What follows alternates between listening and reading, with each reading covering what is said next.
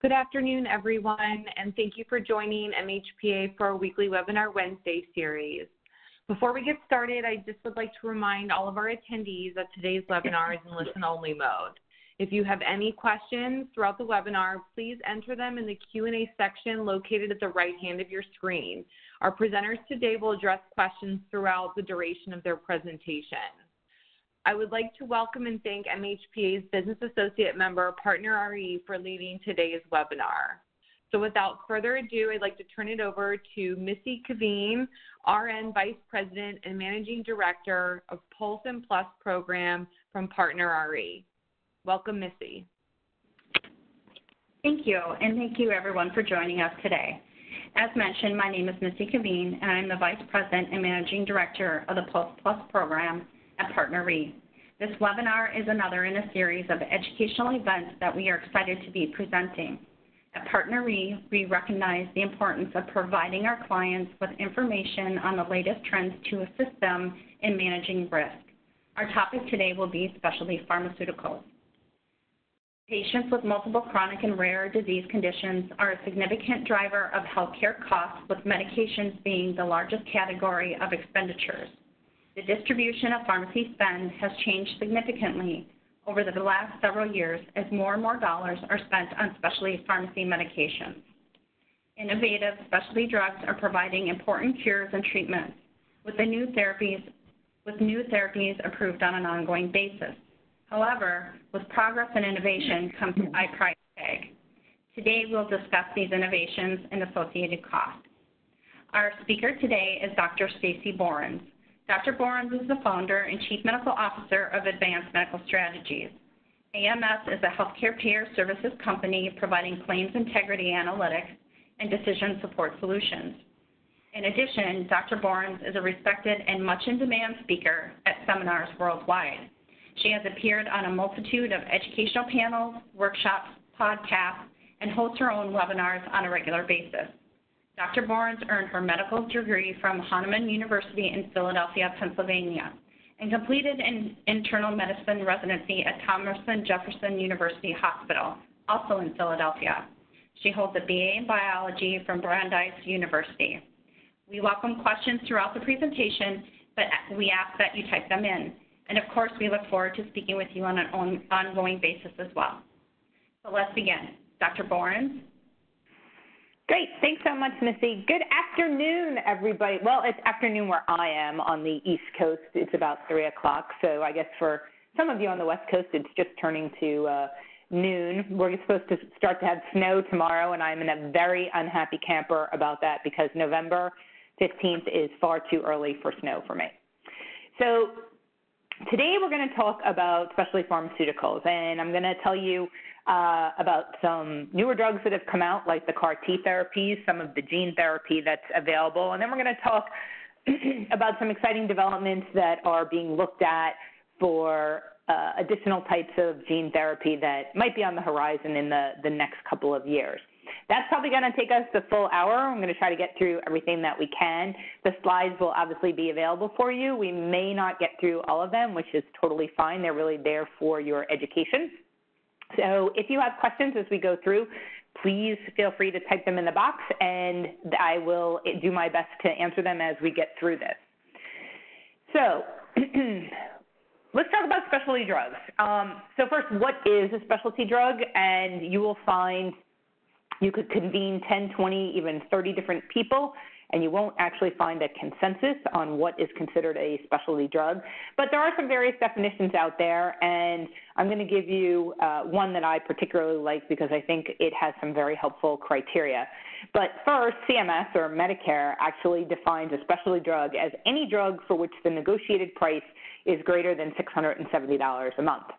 And although I can't hear you, I'm imagining a bunch of laughter because I'm not really sure if there are any drugs at this point that have a negotiated price of less than $670 in a given month. So I don't really think that that's a terribly helpful definition for you. There's a group out there called the National Pharmaceutical Services, and they put together some criteria for what they define as specialty drugs.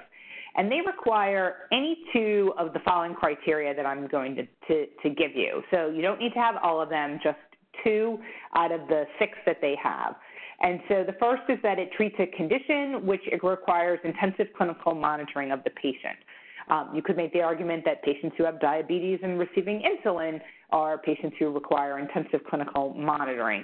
So that may not be, the best criteria, but it certainly is one that is worth looking at when you're trying to figure out whether or not this drug is going to fall into the specialty category.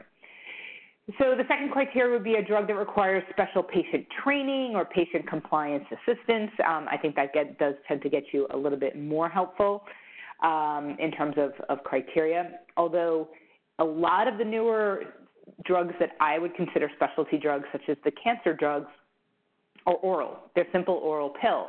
And so I don't necessarily know that that requires any special patient handling or any compliance or additional training for them, but to me, they would certainly fall in the category of specialty drugs.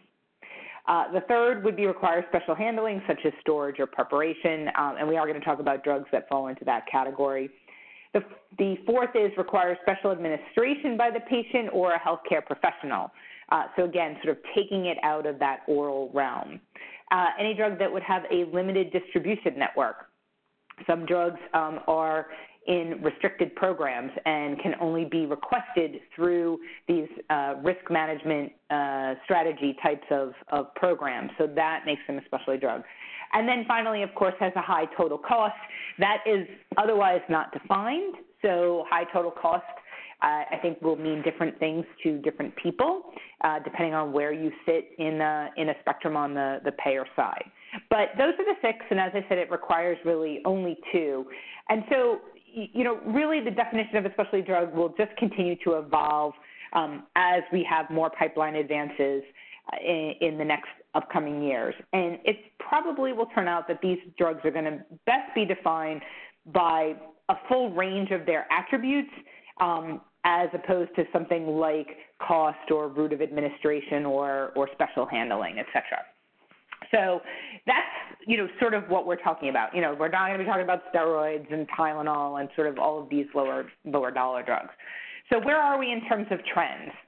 Well, depending on, again, where you sit, and in my position where we look at catastrophic claims, the trend is not good.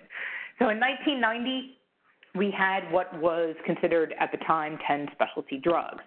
That number, as you can see, has exploded exponentially, and in 2015, there was a total of 300 specialty drugs. 2017 was a banner year for the FDA. I'm not really sure what they're doing over there. It could be crack, could be heroin, could be meth, but they were out of control in 2017 and approved 46 new molecular entities. And that is actually the highest in 2 decades. And new molecular entities means drugs that have not ever been on the market for anything else. So these are not your drugs that are already FDA approved for one indication and then receive an FDA approval for either another indication or an expanded indication within the one that they're already approved for. These are drugs that pretty much exist really as letters and numbers prior to them coming to market. So that was the high water mark in 2017 was 46. I have bad news for you. 2018 to date has cracked, and I would say shattered, but it's the new molecular entities to date are 48. So we're going to have another high water mark in 2018, still with 6 weeks to go. Back in the summer when I first started putting this presentation together, there was talk that perhaps we would hit something like 60 new molecular entities. I never really thought it would get to be that high. I thought we would see around 52 to 54. So I think 52 is still in the realm because that's really only 4 more drugs and 6 weeks to go. And, on any given day, we see the FDA approving one new drug or some sort of expanded drug. So I definitely think that is possible. These NMEs do not include biologics like a Kymriah or a Yescarta, which are the CAR T therapies that we're going to actually talk about. And it doesn't include the approximately 40 or so drugs that were approved for additional diseases or conditions or had new dosage forms or regimens. So those are the ones that I mentioned earlier that are FDA approved for one thing and then receive another FDA approval for a new indication.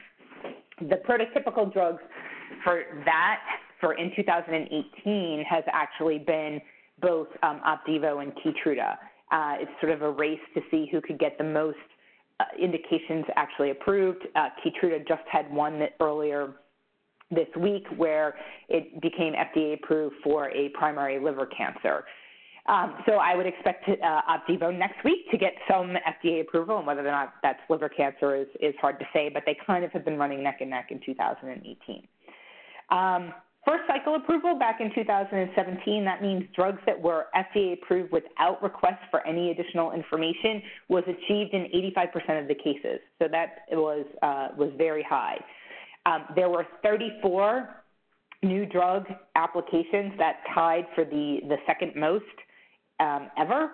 There were 12 biologic license applications in 2017. That also matches a high water mark. And then 34 of the 46 were considered high dollar specialty drugs. And, you know, what am I talking about when I'm talking about high dollar? I'm looking at drugs really that are, you know, $50,000 or more in a given year. And there are a lot of drugs that fall into that category. So in 2016, specialty drugs constituted about 33% of total pharma spend, and in 2020, specialty drugs are estimated to be 50% of the total pharma spend, so that is a significant increase. In 2017, 100% of new cancer drugs that were approved cost more than $100,000 per year per patient, and in fact, the average cost of a new drug released or a new cancer drug released in 2017 was $150,000. That was average. So, you know, you have drugs obviously that cost less than that, but nothing that was under $100,000. And in order to, you know, get to be about $150,000, you certainly had drugs that would cost more, probably upwards of $200,000 a year. So spending on cancer drugs has actually doubled over the past 5 years, and those costs are expected to double again by the year 2022, which is 4 short years away, actually less than 4 short years away since we're coming to the end of 2018. 23% of all cancer drugs right now are what we call targeted immunotherapy versus traditional chemotherapy. Back even, you know, 5 years ago, cancer used to be treated much more of a shotgun approach. You know, you sort of sprayed what you could at a given tumor and hoped that this would work, and certainly you had lots of side effects due to kind of unintended consequences on effect of all the other cells.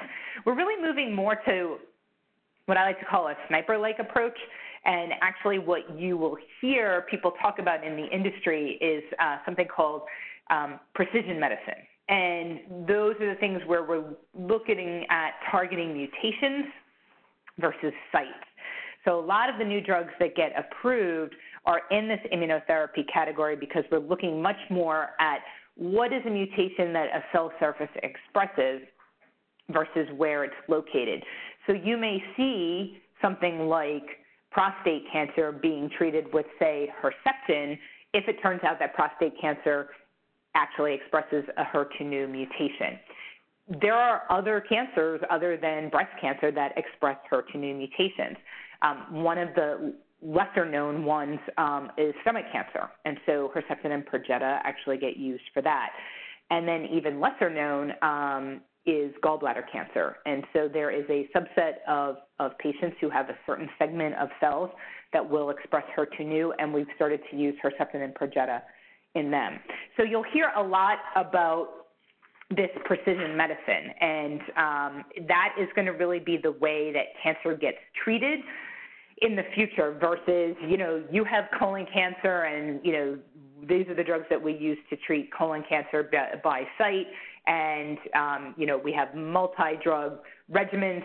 Things are going to be much more pinpoint, and because of that, it's going to treat really subsegments of the population. There's going to be less patients who qualify for these drugs, and in fact, what that actually helps the drug companies get are orphan drug designations. So any drug that is indicated for less than 200,000 patients receives an orphan drug designation. So even though colon cancer and multiple myeloma and lung cancer affect far more than 200,000 patients in the United States, certain subsegments of those mutations affect less than 200,000 patients, and so that allows the drugs to get orphan drug designation, which is very important to a drug manufacturer in terms of financial incentives and ability to charge a higher price for them.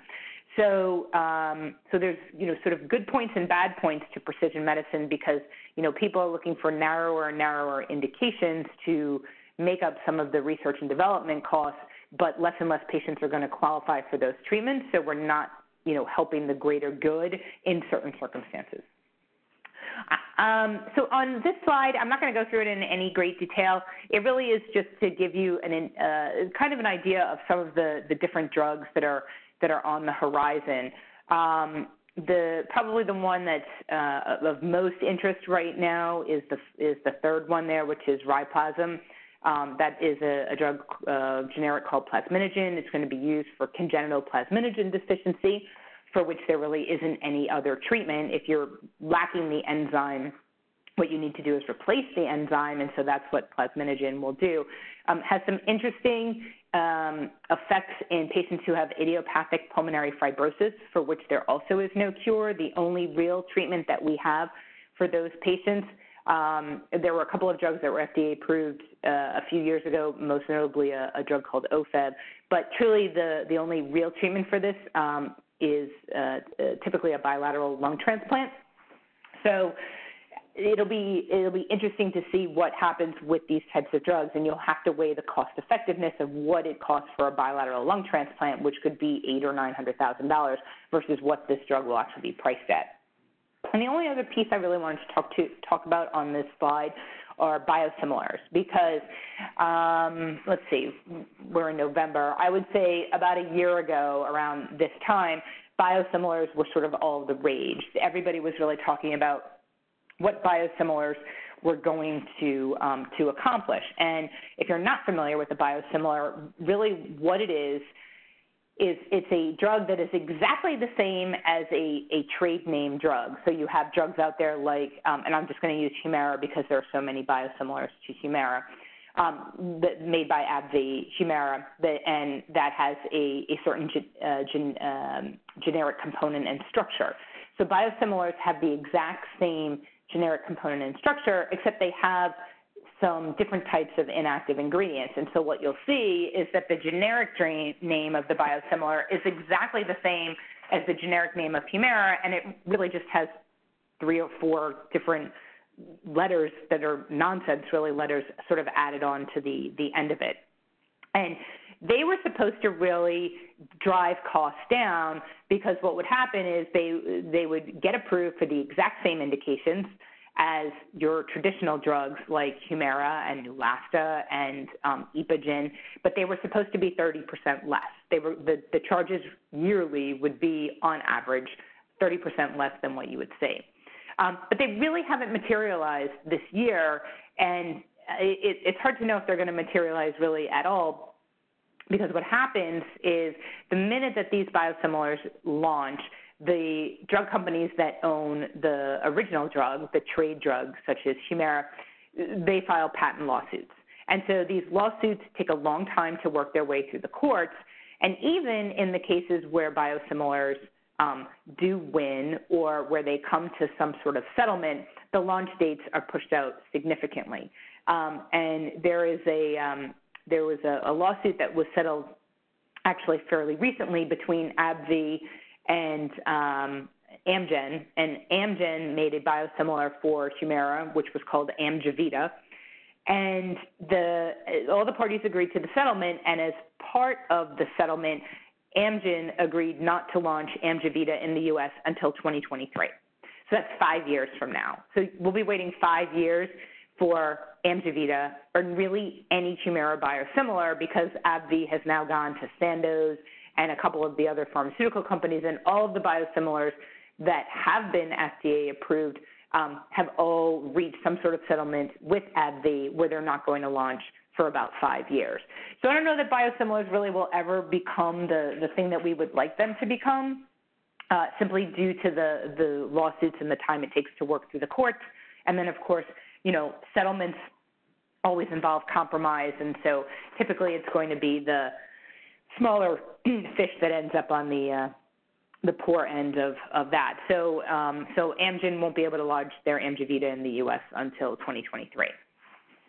So probably the more interesting pieces that are on the horizon are what we call these next-generation biotherapeutics. And they fall into a bunch of different categories, cell-based therapies, gene therapies, and something called regenerative medicines. So gene therapies I am going to talk a little bit more about. There is one gene therapy that is currently FDA approved, and that was a drug called Luxturna, and we're going to go through that in some greater detail. And then I'm going to talk to you a little bit more about some hemophilia gene therapies that look fairly promising. Cell-based therapies are things like CAR T, which is chimeric antigen receptor T cells. We're going to go into great detail about Kymriah and Yescarta. But there are other types of cell therapies, and one of those types of cell therapies is something called adoptive cell therapies. And those cell therapies actually sequence the genomes of a tumor to find a mutation. And then when you find that mutation, you test the immune cells that are extracted from the cancers themselves to identify which ones might recognize the defects. So the tumor, and these are solid tumors, have their own immune systems, much like we do, to protect them from drugs that are looking to kill them. And those types of T cells or immune cells, sorry, not T cells, are actually called tumor infiltrating lymphocytes, or TILs. And so what we do is we extract those TILs, expand them really by the billions in the lab, and then infuse them back into the patients with them genetically reprogrammed to go and attack the tumors. And this has successfully been used in a variety of different trials, including metastatic breast, for which we have no cure. That is 100% fatal at this point. Patients may undergo treatment, and they may survive for 2, 3, even upwards of 5 years, but ultimately they all will succumb to the disease, so we don't really have anything good for that. So this has been successful in metastatic breast cancer, metastatic colon cancer, for which we also don't really have any cure, as well as some of the primary liver cancers.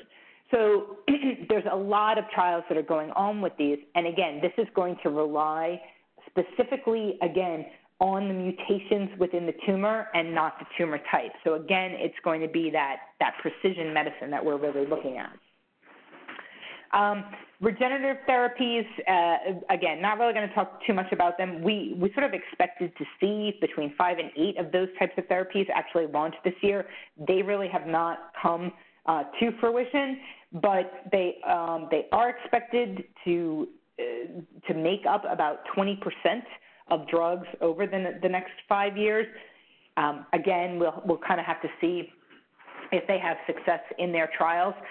The one thing I can tell you for sure is if they are successful and if they come to market, they are expected to also be high dollar and either meet or exceed that $100,000 per patient per year threshold that I mentioned before for the cancer drugs.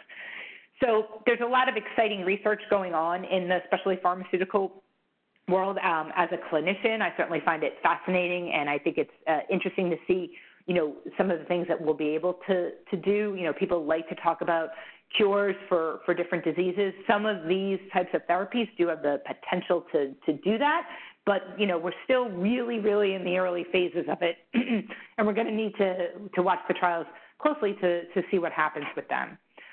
A really interesting company out there that I want to tell you just a little bit about that is looking at some of these gene types of therapies is a group called Foghorn Therapeutics. And I'm of a certain age where anytime I see the word foghorn, all I can really think of is foghorn leghorn. So if you're of my age, hopefully that is a little funny to you on this afternoon. But anyway, they're a pretty nimble organization, and they're doing some super interesting things. They're studying something called chromatin.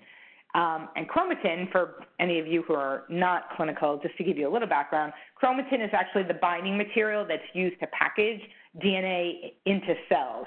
If you didn't have chromatin, DNA would, be laid end to end and be hundreds of feet, long, and you wouldn't really be able to fit that into a cell. And so what chromatin does is it packages all those strands into bundles that can fit into the nucleus of our cells. So, think of it as the tiniest ball of yarn that you ever would actually see, and that's what chromatin does, is it wraps it all up into this, this little package. So they're looking at chromatin, and what we found is that the packaging of chromatin is gene controlled, and that wasn't, terribly surprising.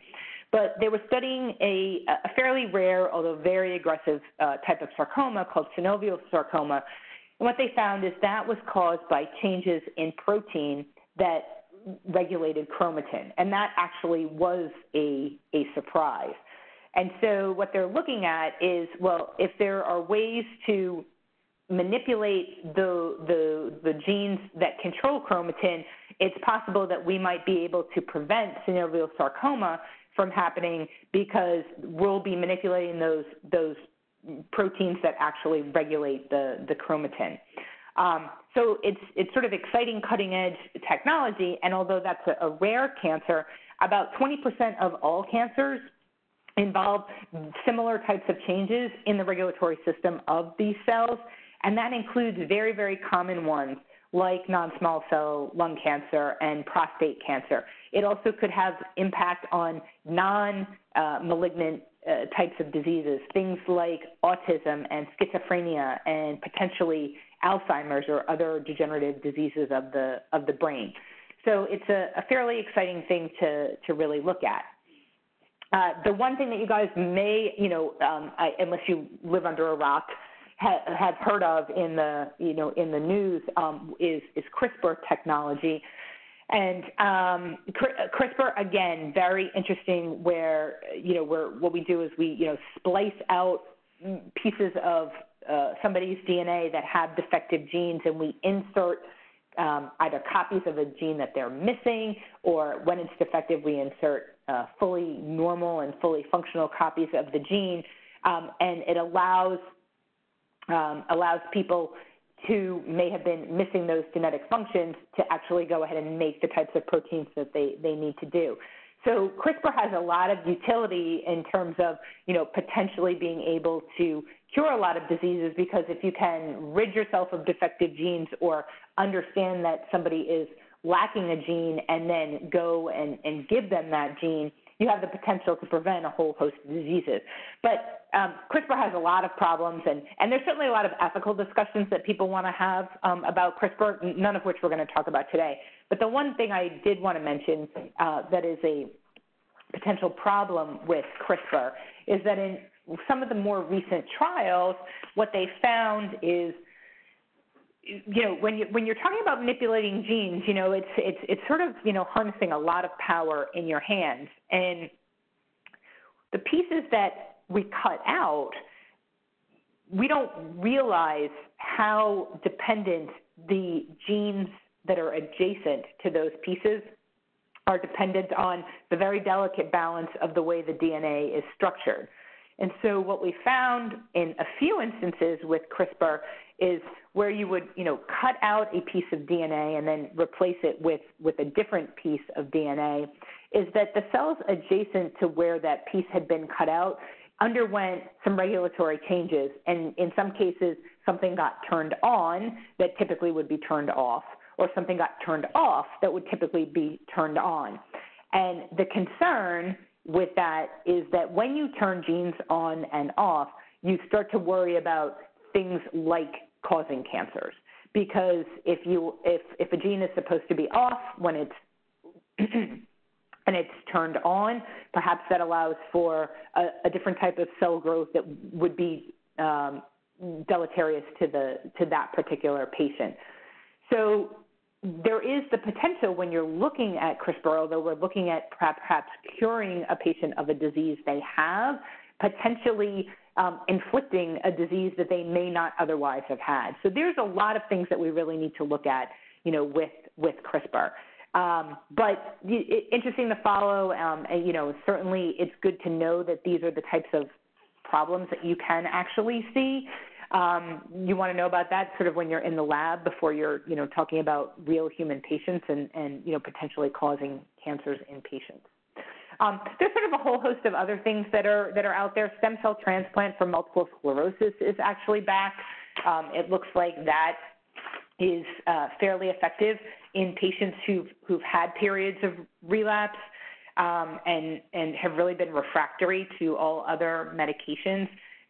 Some trials in Europe have looked at stem cell transplant, and that the patients who've undergone chemotherapy and then stem cell transplant have been less likely to relapse than patients who were in the control group and really only received drug therapy.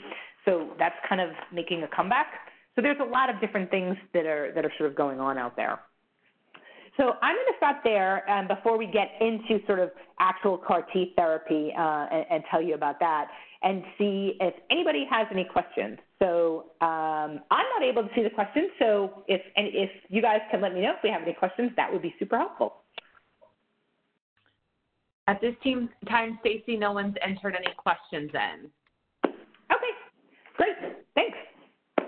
Okay, so let's talk about CAR T therapy, and I'm just going to switch you from the slides into our platform of high-cost drugs. So the first thing that we're going to talk about is Kymriah, because that was actually the first CAR T therapy that was approved. And Kymriah, CAR T, as I mentioned, is chimeric antigen receptor T cell treatment. And what that does, it's designed to really harness the power of the patient's own immune system to effectively target and kill, in this case, leukemia or lymphoma cells. So Kymriah and Yescarta are both FDA approved currently for only blood types of malignancies, not your solid tumors. So Kymriah was first FDA approved back in August of last year for ALL. And it then subsequently received a second FDA-approved indication in May of this year for non-Hodgkin lymphoma. Yescarta was FDA-approved also last year as well for non-Hodgkin lymphoma. So both Kymriah and Yescarta have the exact same indication under the same clinical circumstances for non-Hodgkin lymphoma. So I'm just going to go through these so that you can get an idea of how these drugs are made and then really how they're given and sort of where the costs really lie. So CAR T therapy is made of these re-engineered T cells that are actually taken from each patient. So the dose is based on a specific number of CAR T cells that are viable. So the blood sample gets taken from the patient. It gets sent to a manufacturing site that Novartis manages, and then it's processed. It takes about 3 to 4 weeks to process them, and then the cells, again, these are the patient's own immune cells. It's really like a blood transfusion. That's, in essence, what they're getting. There's no special drug that is then formulated that, you know, it's not a pill or anything like that. Their blood is then reinfused back into them. And the T cells are then isolated and activated against the ALL.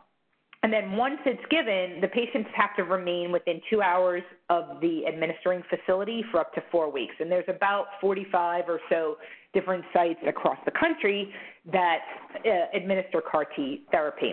So depending on where your patient lives, you need to consider that there can be travel and lodging costs that are possible for them, because for those 4 weeks, they have to stay within the 2 hours. So if they live out of state and are traveling, you're going to need to take into account those costs.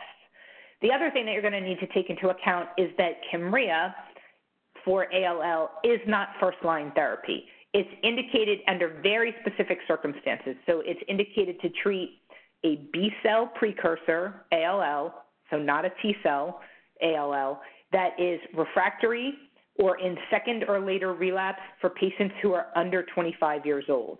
So these patients are going to have already undergone other therapies, including something like a stem cell transplant. So when you're talking about costs that are associated with these types of patients, when you're looking at, perhaps underwriting or cost projections or setting reserves, you need to think about the other therapies that they may actually undergo.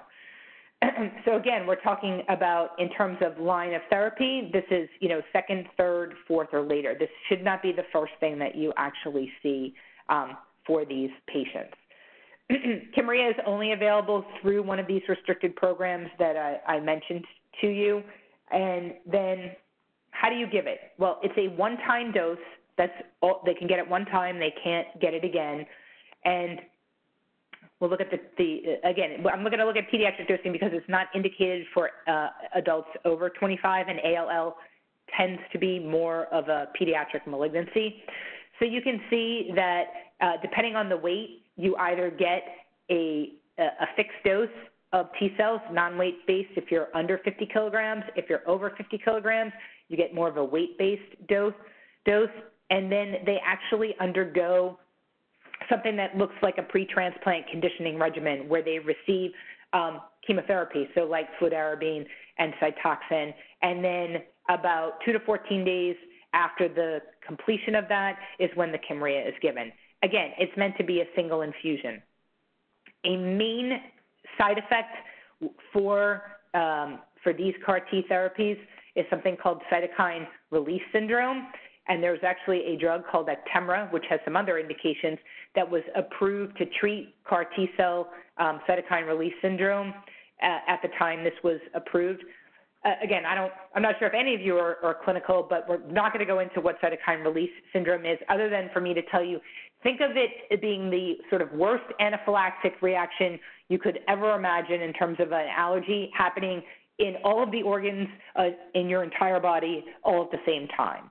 And that's why these patients have to remain so close, because the risk of this is fairly high. About 50% of patients will actually get CRS and will need to be hospitalized to be treated.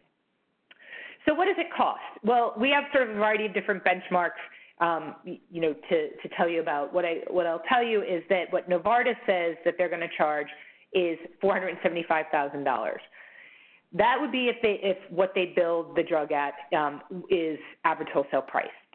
In the real world in which we all live, it is very unusual to see a drug be billed at average wholesale price. However, the publicity of these drugs, much like the hepatitis C drugs that we saw a few years ago, keeping them in the news, you're likely to see costs in the beginning be around that $475,000, simply because there's just so much out there, and that the public outcry in terms of how expensive the drug is already high. But if this were a traditional drug where there wasn't a lot of public awareness of it, it would be much higher than that. And so for a single infusion, which would be the same thing as the yearly cost, simply because you only give this one time, what we would expect to see using a few of our different benchmarks is somewhere in the neighborhood of $550,000 for the infusion. The absolute maximum you should see, our AMS risk threshold, would be about $1 million, though. You could see this for $1 million. We have some PBM pricing here. It's unlikely that you could get this drug, through a PBM. As I said, it's only available through a specific type of distribution, and then it needs to obviously be manipulated. So that is Kymriah in ALL. Kymriah also received FDA approval for non-Hodgkin lymphoma. Same type of thing, where it's a single dose only, and it is, again, has a very specific indication. It is indicated to treat relapsed or refractory, not first-line therapy, third and fourth-line therapy, patients with large B-cell lymphomas, not T-cell lymphomas, after 2 or more lines of other types of therapy. And we just kind of give you the types of lymphoma that it treats: diffuse large B-cell lymphoma, a high-grade B-cell lymphoma, and then a diffuse large B-cell lymphoma that arises from another type of lymphoma called follicular lymphoma. So again, very specific indications, same type of thing. The dosing is based on these receptor T cells. The blood is taken out. It's manipulated back at Novartis. 3 to 4 weeks later, it is reinfused back into the patient. Same type of risk for that CRS, cytokine release syndrome. So patients need to, again, stay within the area for about 4 weeks. Patients also undergo same type of almost pre-transplant conditioning where they receive fludarabine and Cytoxan, and then you get this single dose of the CAR T therapy 2 to 11 days after that. The pricing for this is actually different, simply because the trials for non-Hodgkin lymphoma with Kymriah were not as successful as they were for ALL, so they priced it differently. So AWP for this would be $375,000. Again, remains to be seen if that's actually what will occur. What we would expect to see is somewhere in the neighborhood of $430,000, and the most you would expect to see would be about $821,000. So they're very expensive, and as I said, they have very specific indications, and you need to think about the different types of review that you would do to make sure that it's being appropriately given. There's a lot of discussion, at least in my world, in terms of how are we going to treat these drugs. Again, it is that's not going to do anything because I spelled it wrong.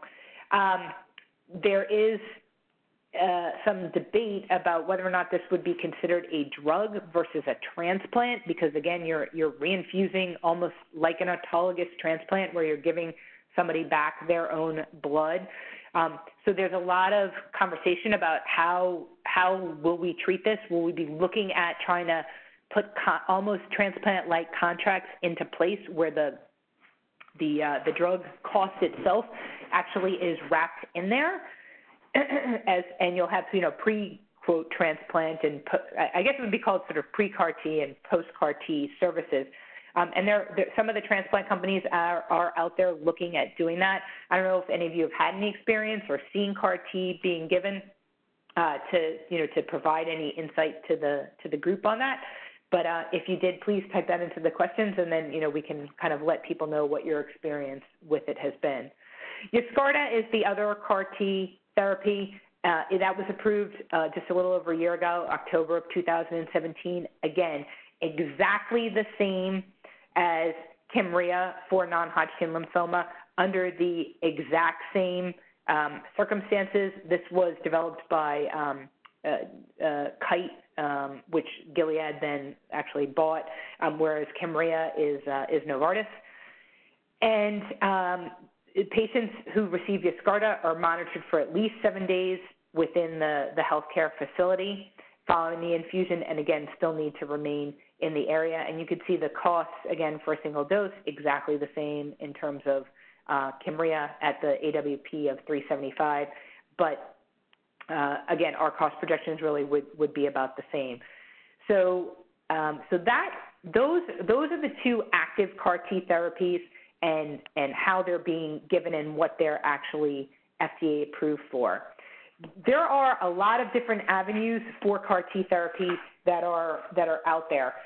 The main one is multiple myeloma, and I would expect that if there's going to be another CAR T approved in the very near future, it's going to be for multiple myeloma.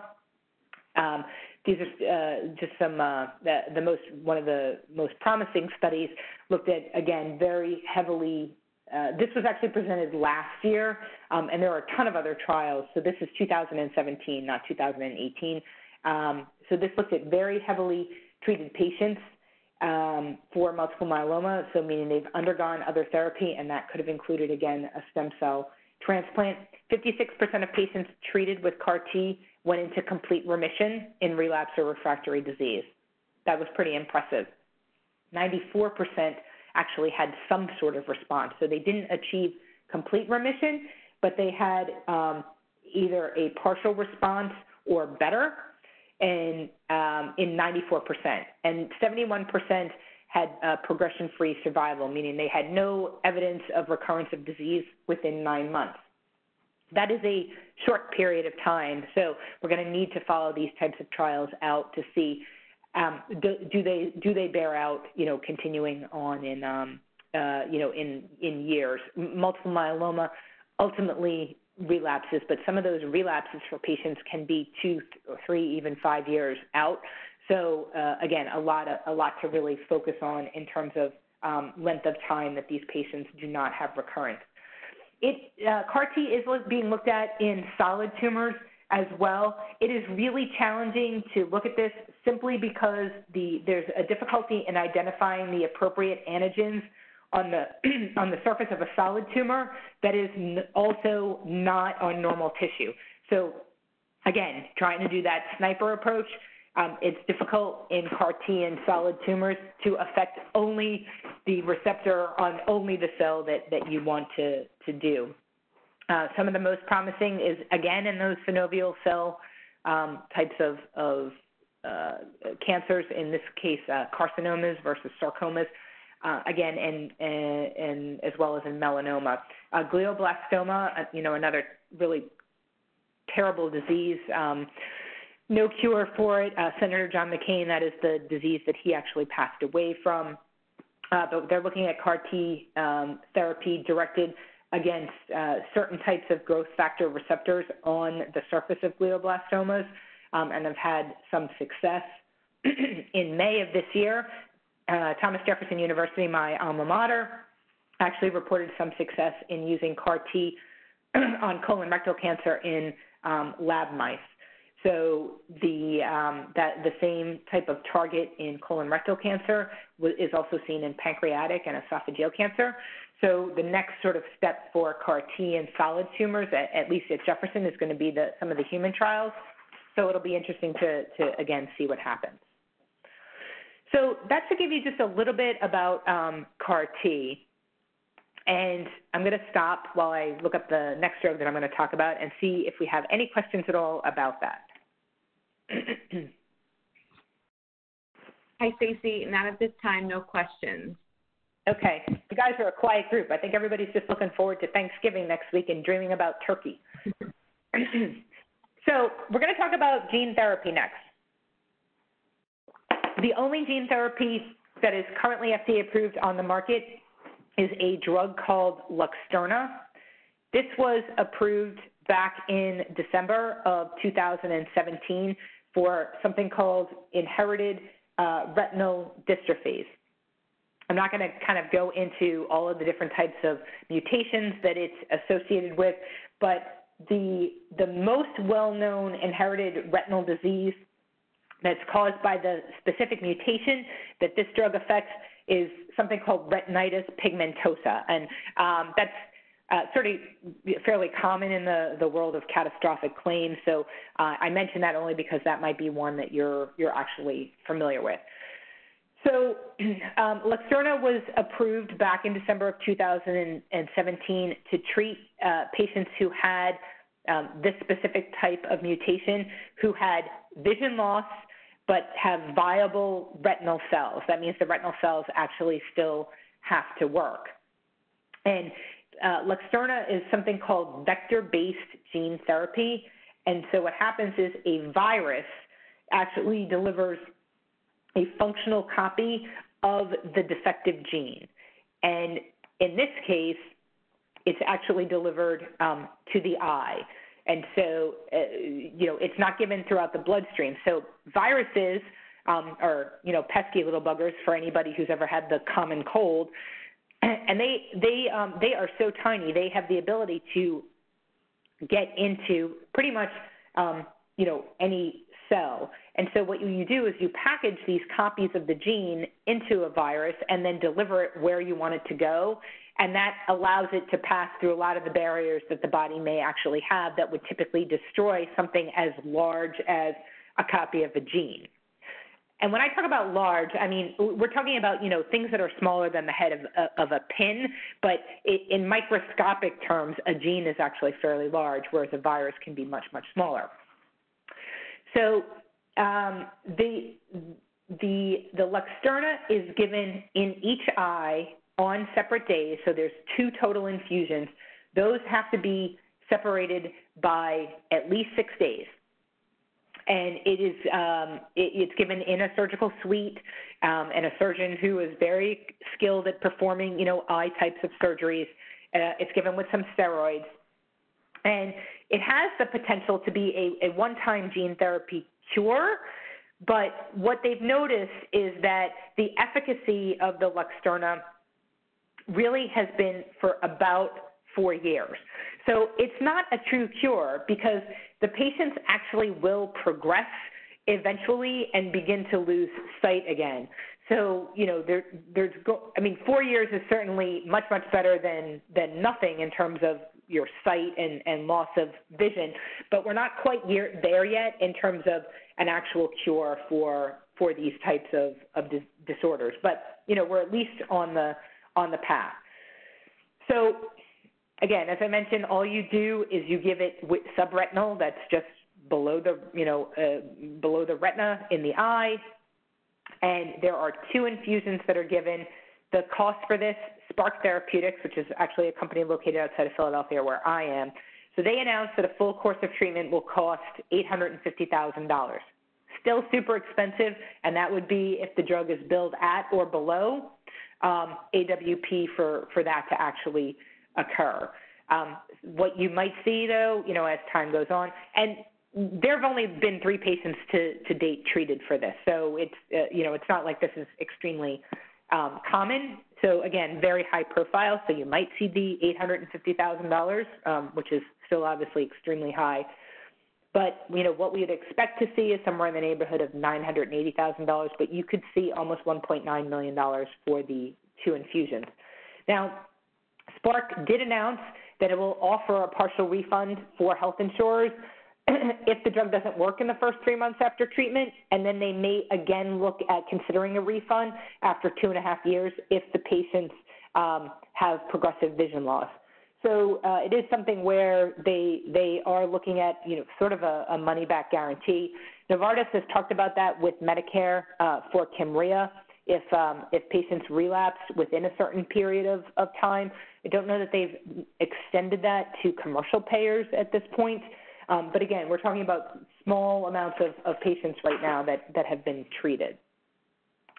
So that, as I mentioned, is literally the only gene therapy that is currently on the market. There's a lot of exciting things going on with gene therapy, and I'm going to just take the last few minutes to tell you about some things that are going on in hemophilia. I show you this case study. I'm not going to go through it in any great detail. The important thing to know, obviously I cut off the entire itemized claim. This is a patient who had hemophilia A, who was admitted to a facility for a significant bleed, was in the facility for 30 days, and the total bill charges just for the factor and the anti-inhibitors was $22 million. So I want you to keep that $22 million in the back of your mind as we sort of go through these two studies. So the first is for hemophilia A, and the second is for hemophilia B. Both of these studies actually were published in the December 2017 New England Journal of Medicine, so they came out at the exact same time. The first one I'm going to talk about was funded by a pharmaceutical company called BioMarin, and the second one was actually, that looks at hemophilia B, was funded by, again, Spark Therapeutics, if you remember, who did Luxturna. So this looks at hemophilia A. It was a very small trial in the United Kingdom and in England. It looked at 13 patients with hemophilia A. And what they did is they gave a single intravenous factor VIII gene copy was delivered to these patients using the same technology that I told you about in Luxturna, where they used that vector virus. So they packaged the gene into the virus, and then it was given intravenously factor VIII to these patients. And then they followed them for 19 months. And at 12 months, they had some fairly impressive results. All of the 13 patients were able to stop previous factor infusions. That's pretty huge because when we think about patients who require prophylactic factor, you're talking about, millions of dollars a year. So if those patients don't need preventative factor, that's a win-win for everybody. 11 patients showed normal or near normal levels of clotting factor. That's important because we're obviously delivering an appropriate factor VIII gene copy, and so we would expect them to be able to produce normal levels of clotting factor, and 11 of the 13 actually were able to do that. That's a pretty high percentage. The bleeding rate fell from 16 episodes to 1 episode a year. Again, thinking about $22 million per episode, going from 16 to 1 is really quite an extraordinary accomplishment.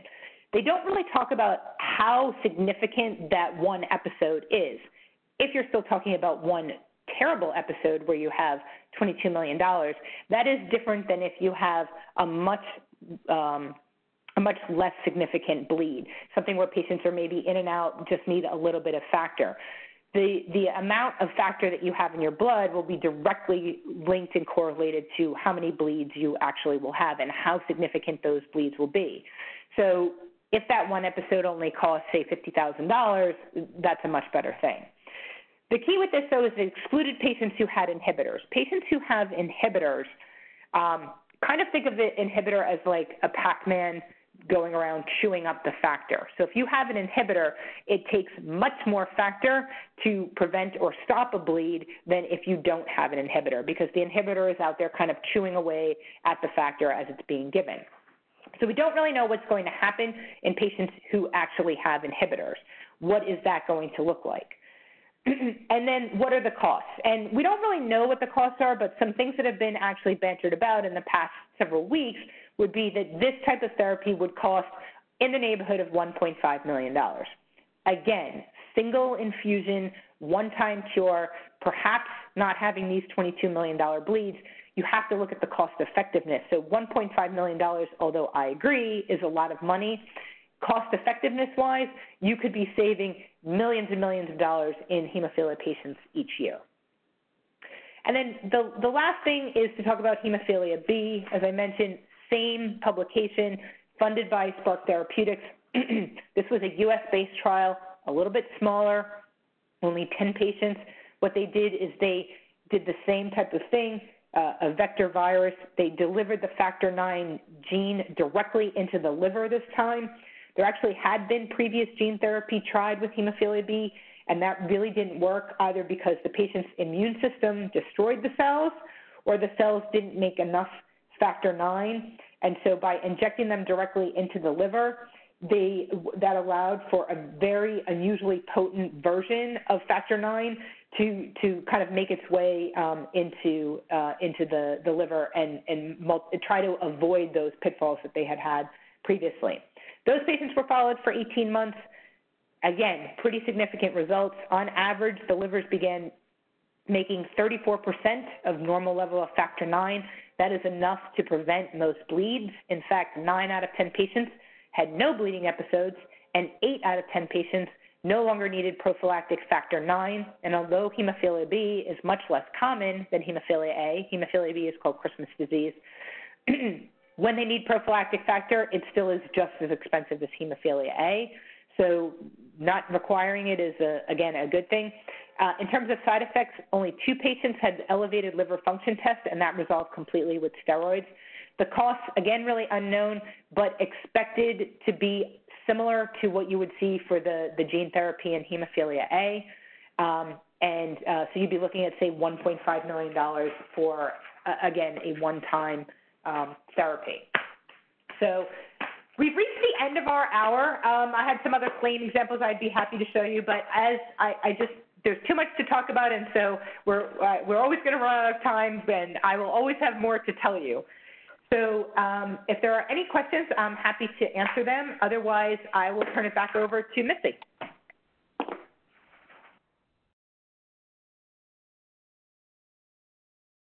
No questions thus far, Stacy. Okay. Okay.